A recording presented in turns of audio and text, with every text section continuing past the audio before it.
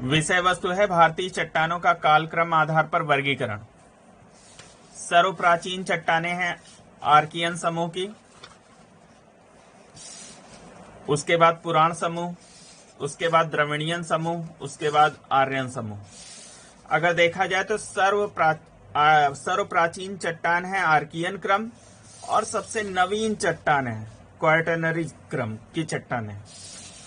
अब बात करते हैं आर्कियन समूह की चट्टानों पर। इसे भी दो वर्गों में विभाजित किया गया है, आर्कियन क्रम की चट्टानें और धारवाड़ क्रम की चट्टानें।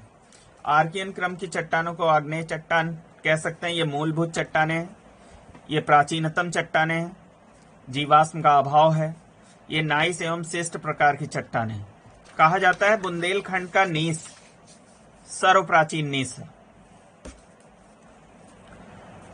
जो नीस चट्टान है वो बुंदेलखंड की सर्व प्राचीन है।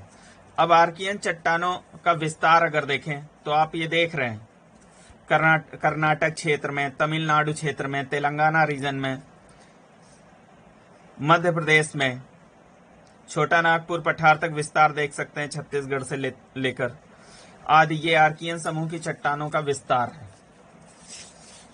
फिर धारवाड़ क्रम की चट्टानें। धारवाड़ क्रम की चट्टानों का वैकल्पिक प्रश्न हमेशा आता रहा है कि सर्वाधिक खनिज संपन्न चट्टानें कौन सी हैं, ये अक्सर पूछा जाता रहा है। तो धारवाड़ क्रम की चट्टानें सर्वाधिक खनिज संपन्न चट्टानें। इनका विकास, इनका निर्माण आर्कियन क्रम की चट्टानों के अपर्दन व निक्षेपण से हुआ है। अपर्दन व निक्षेपण से। ये परतदार चट्टानें हैं, इनमें भी जीवाश्म का अभाव है। अरावली पर्वत का निर्माण इसी क्रम की चट्टानों से हुआ है। अरावली पर्वत जो है विश्व का सर्वप्राचीन पर्वत है, सर्वप्राचीन वलित पर्वत है। वर्तमान में तो यह अवशिष्ट पर्वत का उदाहरण है, लेकिन निर्माण के समय यह वलित प्रक्रिया से निर्मित है। यह विश्व का सर्वप्राचीन पर्वत है। अब देख लेते हैं धारवाड़ चट्टानों का विस्तार। ये देख सकते हैं आप कर्नाटक क्षेत्र में धारवाड़ चट्टानों का नाम ही कर्नाटक के धारवाड़ जिले के आधार पर पड़ा हुआ है। ये सर्वाधिक खनिज संपन्न चट्टानें हैं।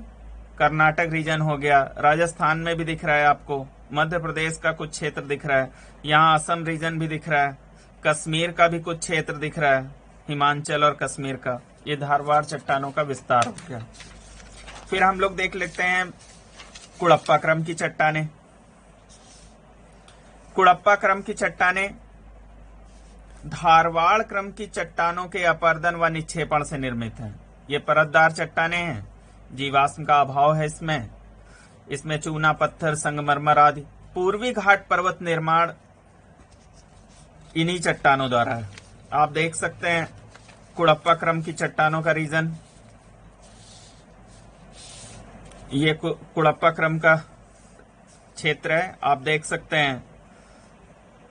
आंध्र प्रदेश का कुछ रीजन है, कुछ मध्य प्रदेश और छत्तीसगढ़ का क्षेत्र आ जाएगा, राजस्थान रीजन है। इधर आप देख सकते हैं कुछ क्षेत्र दक्षिणी महाराष्ट्र आदि में।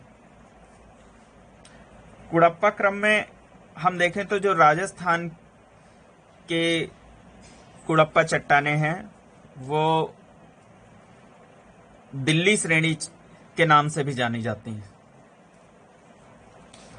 अब ये जो कुड़प्पा नामकरण है वो आंध्र प्रदेश के कुड़प्पा जिले के आधार पर है। फिर अब हम लोग देखते हैं विंध्यन क्रम की चट्टानें। विंध्यन क्रम की चट्टानें, इनका निर्माण नदी घाटियों और छिछले सागरों में तलछट के निक्षेपण से हुआ है।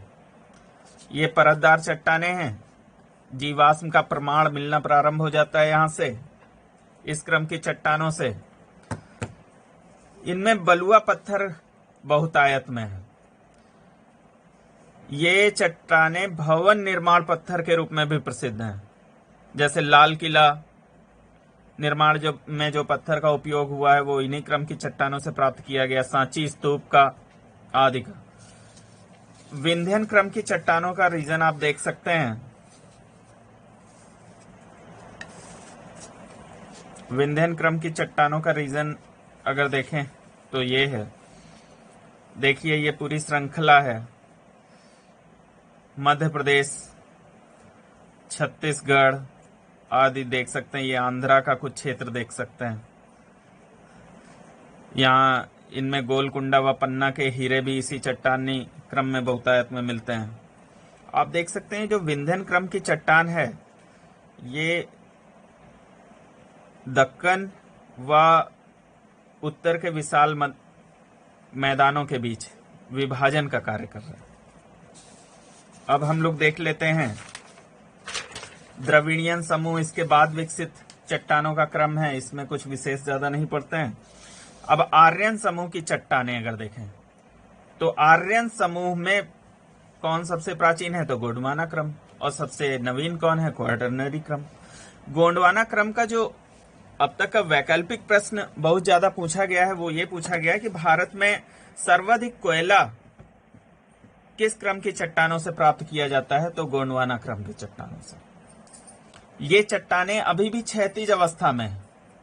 इन्हीं क्षैतिज अवस्था में ही तत्कालीन समय में कुछ धसाव हुए जिसमें वनस्पतियां धस गई, वही आज हमें कोयले के रूप में प्राप्त होती हैं। अब हम इनका रीजन देख लेते हैं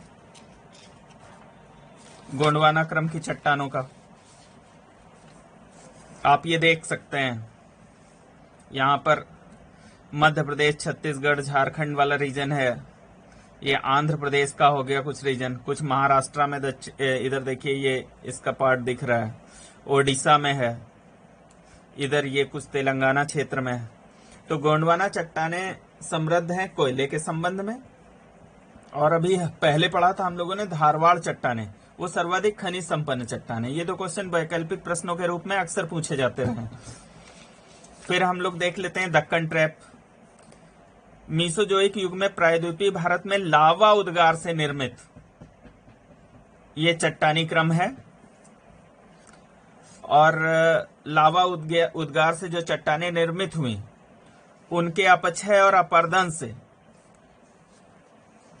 बहुतायत क्षेत्र में काली मिट्टी का विकास हुआ। काली मिट्टी या रेगुर मिट्टी, ये देख सकते हैं आप, कपास उत्पादन के लिए बहुत उपयोगी है। दक्कन ट्रैप का कुछ रीजन देख लेते हैं हम लोग। ये देखिए इसका अधिकांश विस्तार महाराष्ट्र क्षेत्र में है और गुजरात रीजन में, कुछ क्षेत्र मध्य प्रदेश का भी है। ये दक्कन ट्रैप का क्षेत्र हो गया। फिर हम लोग बात करते हैं टर्सियरी क्रम की चट्टानों का। टर्सियरी क्रम की चट्टानें हिमालयी रीजन में अधिक क्षेत्र में फैली हुई। टर्सियरी क्रम और क्वाटरनरी क्रम सबसे नवीन चट्टानों में है। आप देख सकते हैं टर्सियरी क्रम की चट्टानों का विस्तार। यहां पर ये देखिए पूरी एक लंबी श्रृंखला है हिमालय रीजन की।